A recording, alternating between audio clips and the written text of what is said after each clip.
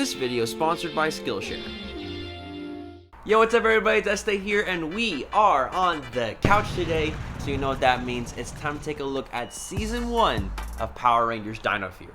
Now, this is Hasbro's second series after obtaining the Power Rangers franchise back in 2018, their third season after the two seasons of Beast Morphers as well, and also the last season to ever air on Nickelodeon. As of next season, Dino Fury Season 2 will be airing exclusively on Netflix. Now, this is a Season 1 review, meaning that we still have another half of the season coming next year, meaning that this is really just a first impressions, how I'm liking Dino Fury so far. Don't take my opinions as like my actual official opinions, because that could of course change with the next season. And you know, after watching 22 episodes of this show, it definitely does have that look and feel of a Neo Saban season, the charm of a Disney season, but also the drama and ideas of those old Saban series. So let's talk about it, and just so you know, spoilers ahead, so if you haven't seen Dino Fury Season 1, what are you doing? It's on Netflix. Go watch it, come back, and then we can talk. So I love the visual effects and overall just how the season looks in general. It's just the feel, the aesthetic is really nice, and that kind of has to do in the fact of its Sentai series of origin, Real Soldier, also having really good effects,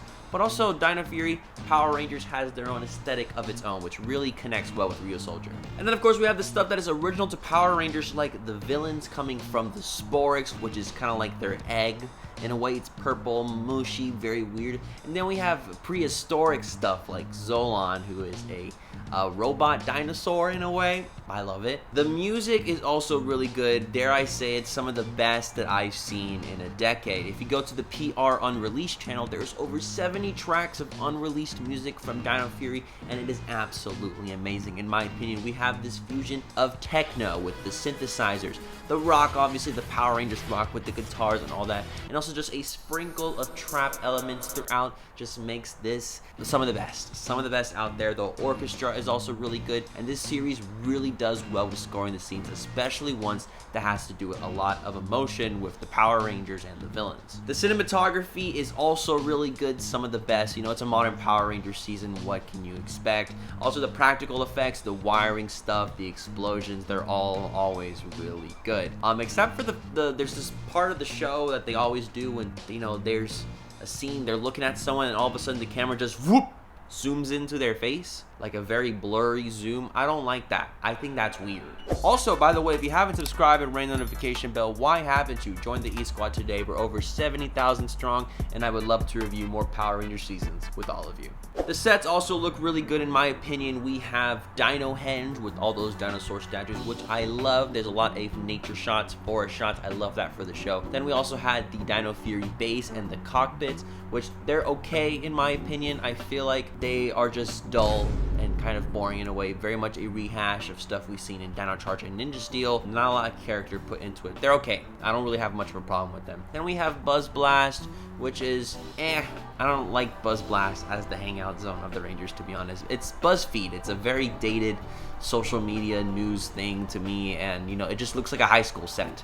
But it's good, you know, the Dino Fury Rangers are young adults, seeing them have jobs. That's always really cool to see. And before we take a look at the charm of what makes Dino Fury special, let's head back to the studio for a quick word from our sponsor. You know something, guys? I'm kind of like the Dino Fury Rangers in a way, but instead of looking for Sporix and evil villains, I look for eggs of knowledge. And that brings us to today's sponsor, Skillshare. Now let me tell you something, guys. Skillshare is a big community with over thousands of classes just for us, the curious and the creatives. From animation to production and even music, Skillshare has a lot to offer. And with classes under 60 minutes, it can fit any schedule. Now this month, I'd like to share the class made by fellow YouTuber Thomas Frank. Productivity for Creatives. Build a system that brings out your best. Now this class is all about having that CEO timing, giving that professional mindset to your hobbies, like this YouTube channel, like what I'm doing right now. It's nearly 2 hours long, going on about the importance of your physical and digital space, networking for collaborations, and using your inspirations as growth. Making this a very useful tool, not just for your YouTube channel, but for an everyday hobby or even your career. Now, all this knowledge with zero ads makes it perfect for productivity, as well as following your creativity with all those new premium classes being introduced all the time. So click the first link in the description down below, right below that like button, because the first 1,000 eSquad members to click that link will get a 1-month free trial to Skillshare to start their creative adventure today. So don't hesitate and go start your journey with Skillshare today.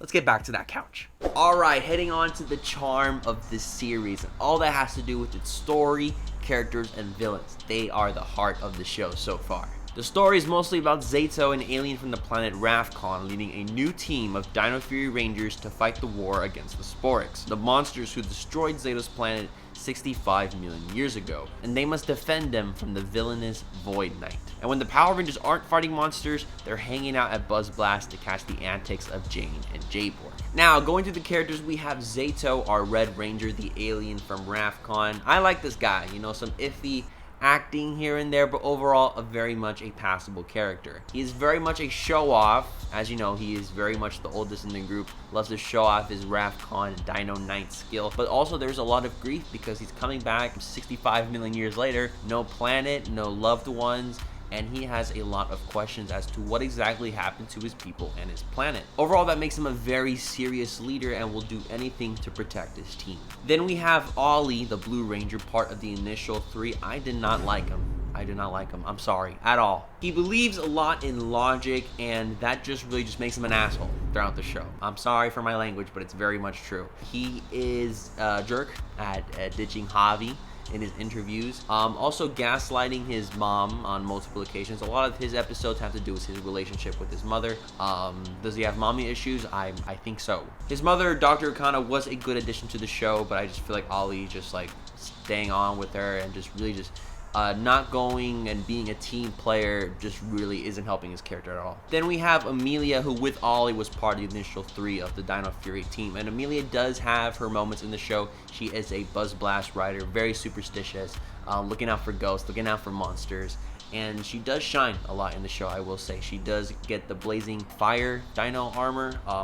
No one in Real Soldier, the Pink Ranger, didn't get that, so it's good to see that here. And having her be superstitious and seeing her relationship with her dad, Pop, is always fun, but it really makes for a misguided character who really just wants to do good, but doesn't really do it in the right way. It's alright. Then we have the family of the series. We got Javi, the Black Ranger, who I'm very neutral on his character. Not much was done to him in this season. He's a musician, butts heads a lot with his father, Warden Garcia, and that's really it. I can't really say much about Javi. His stepsister, on the other hand, Izzy, is the Green Ranger and my favorite Ranger in this season so far. Having some of the best focused episodes in this series, she is very energetic, as well as competitive, ambitious, and overall just a very sincere Ranger. And then we got Ion, the last member of the team, the Gold Ranger, the 6th Ranger, and he is so cool. He's so cool. He is so awesome. He is also from Rafkon, being Zayto's right-hand bestie, and it really proves for a lot of story elements, especially with the Rafkon stuff. He is definitely a breath of fresh air. He is definitely one of my favorites, and he also has a big Zord,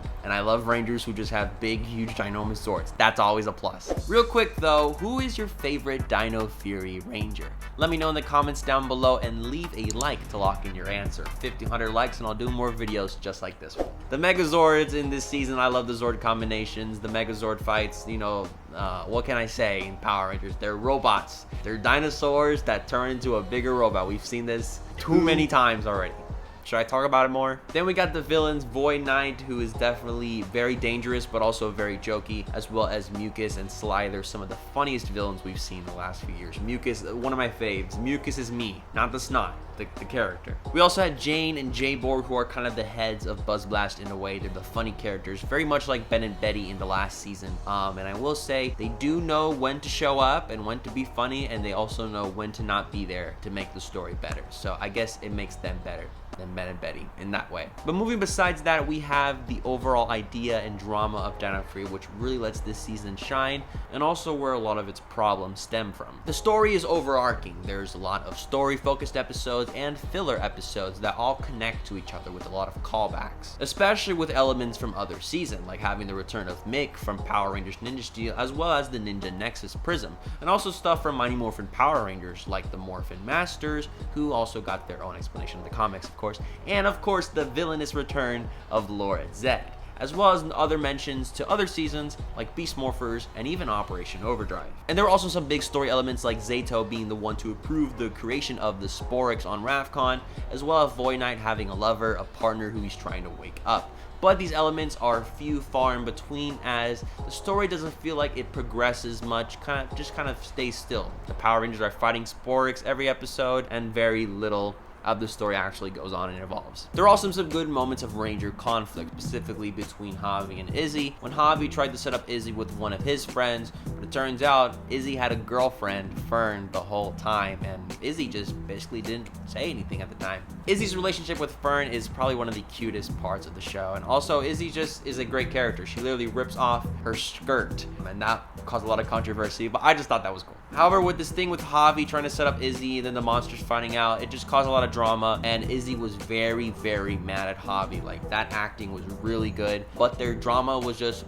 gone in an episode. I feel like that could have lasted a little longer, that anger. Another thing was Ion and Zeto, both being from Rafkon. Ion denying the creation of the Sporix, while Zeto did approve it. There was beef in that first encounter, but that also is gone. I feel like we could have pushed that a little more for a few episodes just so we can see them grow back together as friends again. Overall, Dino Fury has some favorable and memorable moments, but we still have a whole nother season to fix these characters, wrap these story elements up, and really answer those questions on what's going on, what happened to Rafkon, those people, and just so many other questions that we didn't really get much time to explore this season. This series definitely has a lot of hope and potential to being one of the greatest Power Rangers seasons in a very long time. It's definitely a step up from Beast Morphers, but there's still a lot of shakiness there. But maybe with these fan reviews and us saying our opinions, it definitely helped them change the show a little bit, make it better for us. But overall, Dino Fury definitely has that character, and whether you like it or not, it's definitely one of the most unique